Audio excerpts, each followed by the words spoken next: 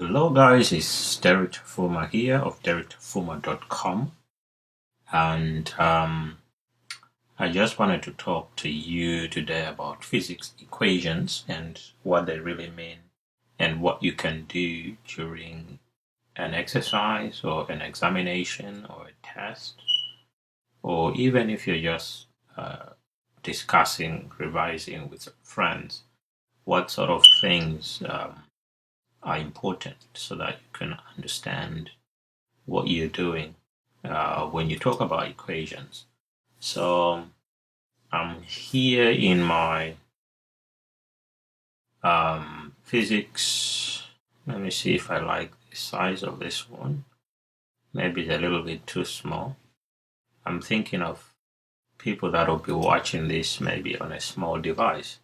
So this is like one of the courses that I'm coming up with to put on a website called teachable.com, and it's not yet finished, but this is the experimental stage where instead of using PowerPoint, I'm using Evernote, because Evernote has a presentation mode, which is this button here. That's the presentation mode.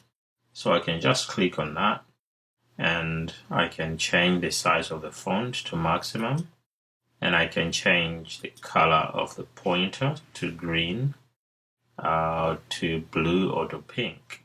Okay, so I much prefer the bigger font because it helps if you're watching this on a small device. And this is where I sort out all of my slides, so to speak. So if I click on that, that becomes one slide, but it becomes too big because it's too many words there. Okay, so I'd rather separate it like so. And then I would make sure that I'm on maximum there. And then I'd go to the start. So this is the start of my presentation. And it's Physics Course 1, Physics Equations. Okay? And you will not see any equations in this presentation. Maybe at the end I'll do one little example just to demonstrate how to make the subject a formula. If you're given a formula, or if you know a certain formula, because sometimes you're given a booklet, and in the booklet there are equations, but they may not be in the form that you want to substitute directly into the question or with the data that you're given in the question.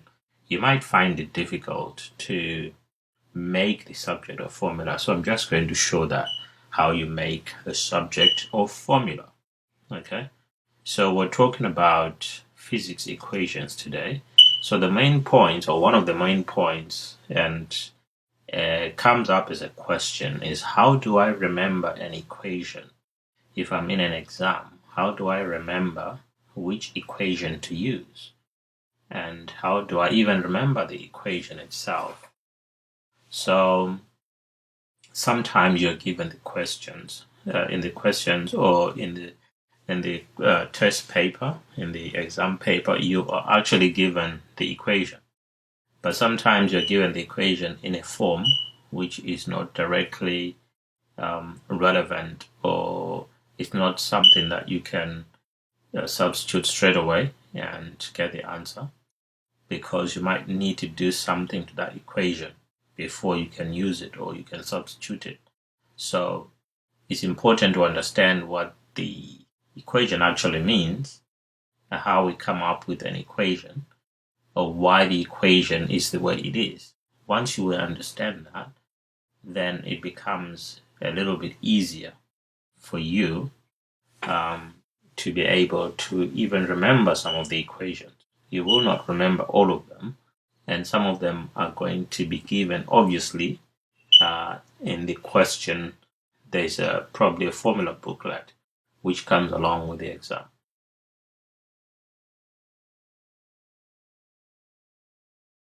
Okay, carrying on. So we need to understand what an equation represents. Once we understand what it represents, then we're more likely to remember it. We're more likely to understand how we can use the equation. So it's important that we need to understand. It's important to understand what the equation represents. So basically, it represents an actual physical situation or phenomenon. So it actually represents something which is physical, a physical phenomenon. So a moving object like a car, if a car is moving, there's an equation that we can associate with the phenomena of movement. And so the equation is actually representing a moving car. Okay? So in this case, that's a really good example because it's showing you how an equation like F equals mass times acceleration or force equals mass times acceleration actually represents the force which is applied to a car of a certain mass and the acceleration that it is receiving because it is changing its velocity from one velocity to another velocity in a given time. Okay, so already you've got two velocities that you can measure. You have time, which you can measure. You can measure the mass of the car, and you can measure the force of the car. Okay, so it represents an actual physical situation or phenomenon. Phenomena is more than one phenomenon. Okay, so phenomena are the things that we observe taking place around us. So the things that we observe, the things that make us ask questions, those are the phenomena. For example, if I throw a stone upwards, it's going to fall down. Okay, so that's a phenomenon. And it's happening all the time. Every time we throw an object upwards, it comes down. Every time we apply brakes to a car, it stops. Okay? Every time we walk on ice, we slip and fall. So those are the phenomena, those are the things that are happening when it rains or after it rains or even when it's still raining.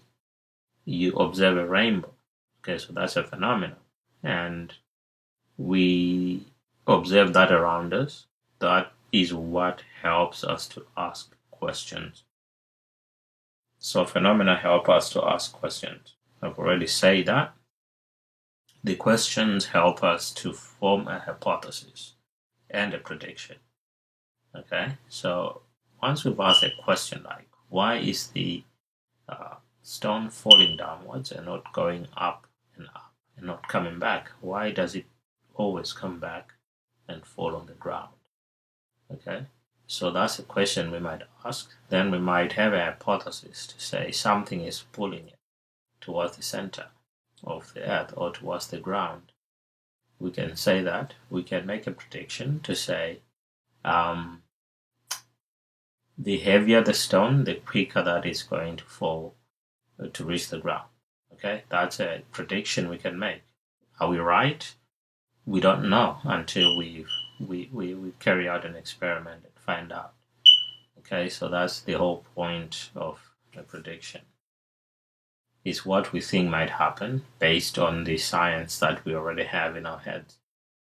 Okay, but because it's a new phenomenon or we're observing something different, we are asking questions and we're trying to answer them, but we need to investigate and carry out an experiment in order to be able to, or in order to be certain that our prediction is right or wrong, or our hypothesis is right or wrong. So the question helps us to decide how we are going to investigate the phenomena, if it's more than one, or the phenomenon, if it's just one occurrence or one observation that we're making. And by the way, it's just the observations that we make with our eyes, with our sense of taste, sense of hearing, sense of touch.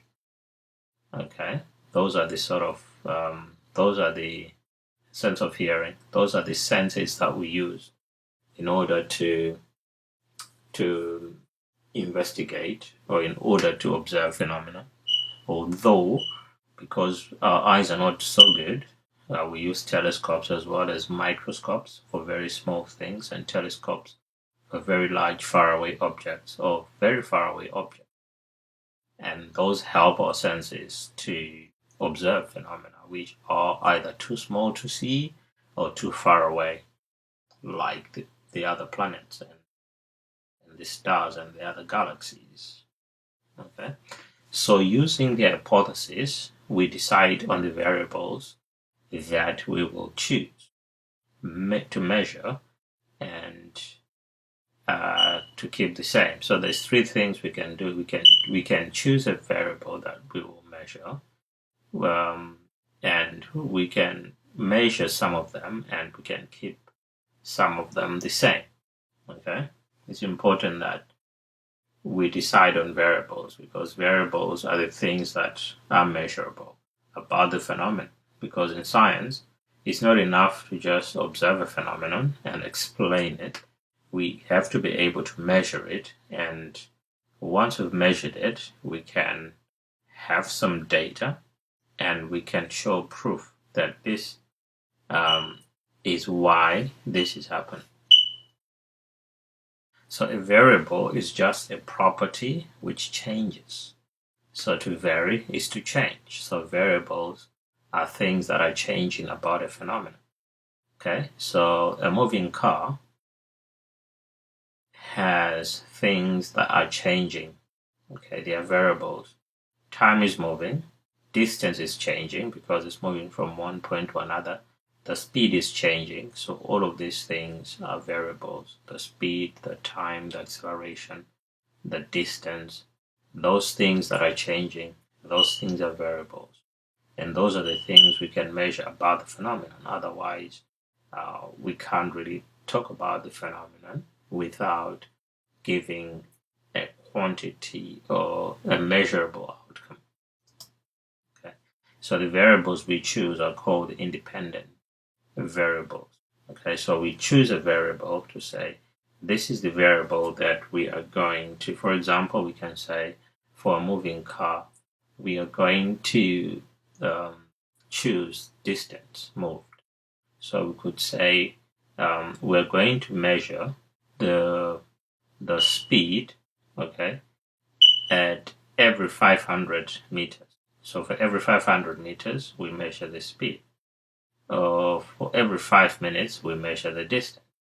Okay, so if we say every 5 minutes, we're going to measure the distance that the car has traveled, then it means that the independent variable in this case is the time, because we are choosing when to measure. We're choosing when to measure, so we're measuring every 5 minutes. So that becomes the independent variable. The variable that we measure is called the dependent variable because it depends on the variable that we have chosen. So we might choose time, okay, as our independent variable. We choose time as our independent variable. Then we can choose maybe the distance, okay, because for every 5 minutes we're measuring the distance moved. So the distance depends on the time. It's depending on the time.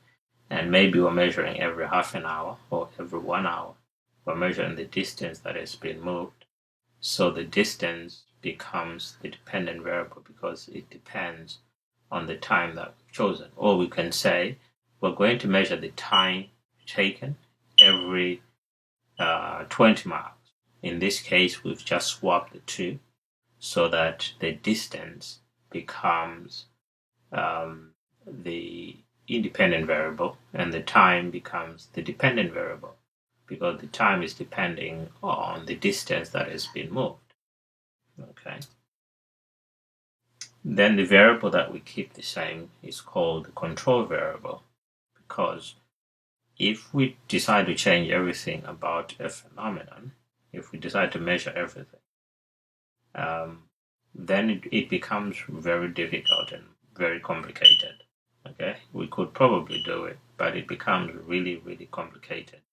And the equation of a lot of things changing is not a very simple equation. So we choose to keep some of the variables the same. For example, we can keep, in the example of the car, we can keep something which is changing about the car.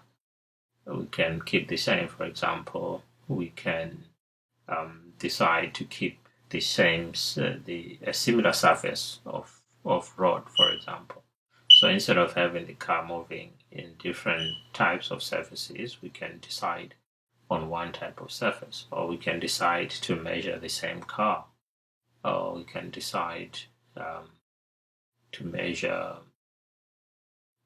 There's so many other things about this car that we can keep the same, so that the measurements become more reliable. Okay, so we separate variables into these categories because we cannot measure everything about a phenomenon. If we try to, we can measure, we can decide, we can carry out 3 or 4 or 5 different experiments in which we are changing the variables that we're measuring. We're swapping the independent and dependent and the control variables around, okay, just to be able to come up with a consistent result. So we use variables, formulate an equation. So this is where the equation is coming from. Remember, we said in order for you to be able to remember some of these equations, at least you need to understand where the equations are coming from. So equations are coming from natural phenomena which are happening, which we are observing. So in a question, you are given a scenario. Most of the time, you are told that a car is moving at a certain speed, blah, blah, blah. So that means that there are things that are changing, and I'll give you the variables in the question. So it's up to you to then pick up the variables, write them down, write down the dependent, independent, and control variables, write them down if they are given in the question, and then figure out which one you've been asked to calculate. Okay? So we could form a hypothesis about a falling object. We could say the higher the object is from the ground, the longer that is going to take to fall. Okay, so that's a hypothesis. Okay, so the variables in this case would be the distance from the ground and the time taken to fall to the ground. So those are 2 variables. But we'll also talk about the size of the object and stuff like that, and maybe air resistance and stuff like that. We could carry out the experiment in an environment where it's not affected by air resistance, for example. So what am I gonna do in this situation? I will change the distance from the ground. Okay, so this is the variable that I have chosen. So this becomes my independent variable because I've chosen to change the distance from the ground. So I could say drop the object from 50 centimeters, then from 1 meter or 100 centimeters, then 150, then 200, then 250, then 300 centimeters. Okay, so that's 3 meters. Okay, so I'll measure the time it takes to fall to the ground. This is the dependent variable. It depends on the height from that I have chosen. So I've chosen different heights, and the time to fall is going to depend on those heights. I will keep the object the same. Okay, so that becomes my that becomes the variable that I keep the same. Okay, so I'll keep the object the same, and also the instruments I'm using to make these measurements. I'll try to keep the conditions the same by not changing the place where I'm carrying out the experiment. So if I'm carrying out the experiment in a physics lab, I will not move the experiment outside before I finish all of the measurement. Okay, if I would like to take the experiment outside, then that becomes a new experiment under a new variable, under a new situation. So which equation do I use? So the question is still, which equation do I use? So the equation we use when we're asked So which equation do we use when we're asked a question? Okay, so when we read a question, you will need to write down all the key information from the question. You will find that there are variables whose values have been given, and there are variables whose values you probably have to calculate. Okay, sometimes it's a two-step where you in part one of the question you're going to calculate a value that you're going to use in the second part of the equation of the question. So you write down the numerical values given and also the variable you're being asked to calculate. And what do the symbols in the equations mean? So the equations really, or the symbols really, they represent those variables. So the symbols in the equation represent the variables. These are the things we can measure about the phenomenon. Okay, so if we observe a phenomenon, we have to be able to measure it. And to be able to measure it, we have to come up with variables, and those variables are the symbols in the equation. Okay, so what does an equation really mean? Right, the equation describes the relationship between the variables, how the changing of one variable affects another variable or affects the rest of the variables. How do I make the subject of a formula? Okay, so this is one of the problems which seems to be a mathematical problem, but this is one of the problems that students have when they are confronted with this question. So I'm going to do a little demonstration, and I'm going to use the famous, let me use E equals mc squared. So E equals mc squared. Okay, so this is Albert Einstein's famous equation, which tells you how the energy of an object is equal to the mass of the object times the square of the speed of light in a vacuum. Okay, so if I'm given this equation, is Einstein's famous equation, and I want to calculate the mass. Okay, so for example, energy is a variable, mass is a variable, and the speed of light is a constant. Okay, it's a constant in this case. The mass can also be constant. Okay, and the energy will depend on the mass times the square of the speed of light. Okay, so we're looking at that equation, and let's say that these are the variables in the equation, but we want m. Okay, so the easiest thing to do is to come up with a triangle, to use the triangle method. Okay, so mc squared is the same as m times c squared, which means that m comes here and c squared goes there because they are multiplying. Let me use a different color for this bit. Put the red back here. So this red, yeah.